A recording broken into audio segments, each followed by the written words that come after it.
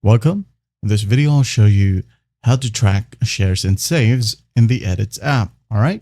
I'm going to show you, I have one video right here under Instagram and it was published as a reel. Okay. So what I'm going to do is just open up my Instagram Edits app.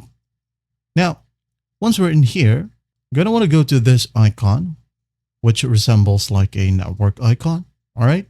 Just go ahead and tap on it.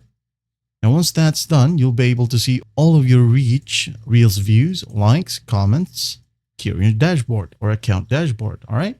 This data right here has all of your total Reel view, total reach out of all the videos that you have posted via the Edits app. All right.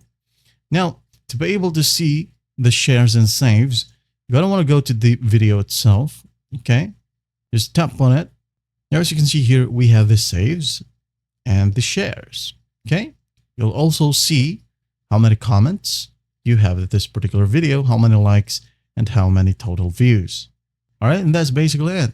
Again, just tap on the video and you'll be able to see how many shares and how many saves it got.